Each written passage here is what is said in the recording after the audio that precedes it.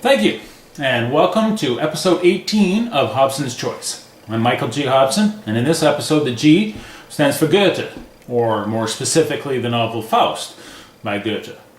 In the novel, Faust desires the greatest possible happiness, so he makes a deal with the devil and surrenders his soul. I'm referencing Faust because what we are enduring these days in politics are deals with the devil. Now, this isn't the only time that politicians have sold their souls for power and money, but this time it is deep and on separate but similar levels.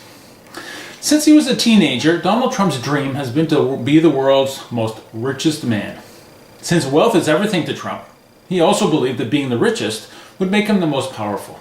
But 30 years ago, that dream was on the verge of collapse. He had taken the approximately $20 million his father had staked him to, and he invested in casinos at a time when casino business was growing in Atlantic City. It was a good idea for a man with a work ethic, but Trump, having been born with a silver spoon in his mouth, preferred quicker routes. He lacked the patience for longer plans. Too far into the future for Trump is 2 weeks from next Friday. So the casinos failed. Donald had to use his favorite business trick, declare bankruptcy, so he wouldn't have to pay his debt. No major U.S. company in the past 30 years has filed for Chapter 11 bankruptcy more than Trump. And then, a miracle. Along came the Russians, offering to buy Trump condos and Trump properties, and they were willing to pay more than the asking price. Much more. Like a cartoon character, Trump's eyes went cha-ching! While everyone else could see the rather opaque game the Russians were playing, Trump didn't care. He just wanted the money. And that's how the Russian oligarchs got money laundered through the American business system. They saved his bacon, said Kenneth McCallion, former U.S. attorney in the Reagan administration, who had investigated ties between organized crime and Trump. He said Trump was an easy mark for anyone looking to launder money. But Trump got away with it, like he seems to get away with everything. Over the past 3 decades, at least 13 people with known or alleged links to Russian mobsters or oligarchs have owned, lived in, and even run criminal activities out of Trump Tower and other Trump properties. The public record is clear.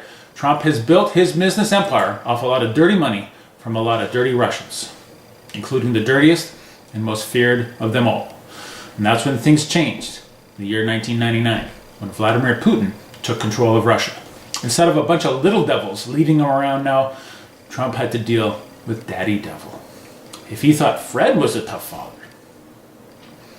Trump has always had political aspirations. The first time was in 1988 when he thought about running as a Republican. In 2000, he actually did run as a Reform Party candidate before eventually dropping out. He always wanted to run as a Democrat. He was a Democrat. He liked the Democrats. He thought the Republicans were boring. But since the Democrats wanted nothing to do with him, he had to run as a Republican. He talks like 2016 was his first campaign, and that he was a businessman and not a politician. But he's been dipping his toes and his big mouth into politics for 3 decades. And Trump now has turned out to be nothing other than political. But this time, the Russians had a plan. They concocted a massive disinformation campaign that was designed to target specific U.S. voters in order to get Trump elected. All they needed was access into the American information system and a direction.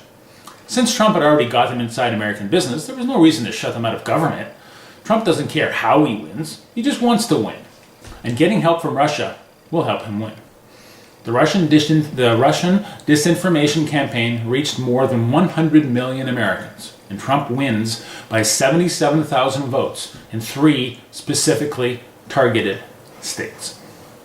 This is why Trump never criticizes Putin. It's the old cliche, don't bite the hand that feeds you. But wait, there's still more to this deal.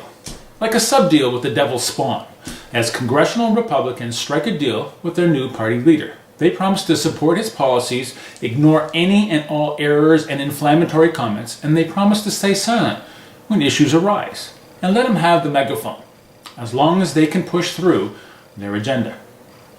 As I've said before, I find it implausible that McConnell and Ryan, heads of their particular houses of Congress, weren't at least in the know of what Putin was doing and Trump was encouraging. To their thinking, it can be proven that they knew, so they can operate in the shadows and push their agenda through. Tax cuts, regulatory cuts, Obamacare repeal were 2, 3, and 4 on their agenda. But number 1 is filling the courts with conservatives so they can turn the law in their favor. Republicans want to return to the America of the 1950s, before civil rights, before the women's movement, before the nation-dividing 60s, before equal rights and birth control, when smoking was good for you, and when white men were in control. A much simpler time when a man could come home from work, walk in the front door of his picket-fenced house, and expect dinner on the table. And then afterward, he could relax in his favorite chair, smoke a cigarette, and watch Jackie Gleason or Red Skelton. A much simpler time. Republicans are now consumed with hate. Hate for the Democrats. Hate that the Democrats have made their simple lives far too complicated, and especially for having run and then elected a black man. That was a bridge too far for these Republicans, having a black man sit in the Oval Office like he owned it. It wasn't called the multicolored house. A Republican president once shouted to the Soviet leader, "Mr. Gorbachev, tear down this wall." Of course, that was before the Iran-Contra scandal proved that Reagan was indeed a Republican. When the Republicans of today speak, the only sound we hear is an alarm bell. They don't care about the voters. They fear them, but they don't care about them. And surprisingly, they care very little about the country they are sworn to represent.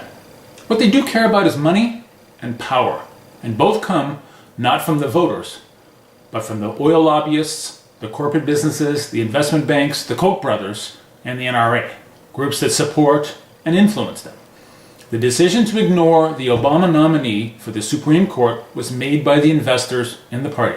McConnell was simply the instrument used to execute the plan. McConnell is credited with being a crafty politician. He's crafty, all right, crafty enough to put orders into play.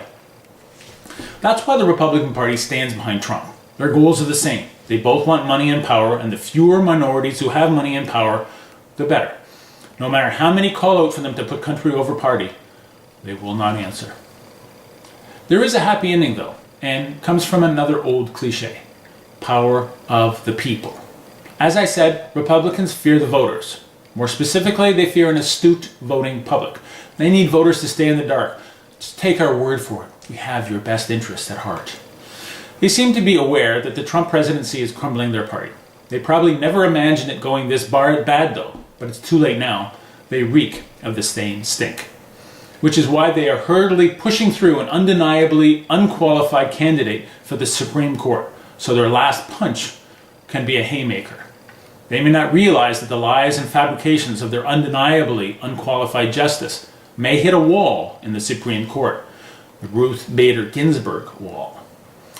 Isn't it ironic how a country that has allowed men to keep women down for so long may need a woman to be its savior? Now, the Democrats taking the House will effectively mute Trump. If they take the Senate as well, then Trump becomes nothing more than a barking dog, if Mueller doesn't get to him first. Then again, there may be something else that brings him down.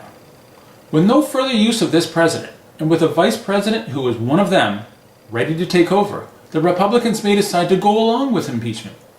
After all, politicians make promises, and politicians break promises. The little devils. Till next time, my friends, be well.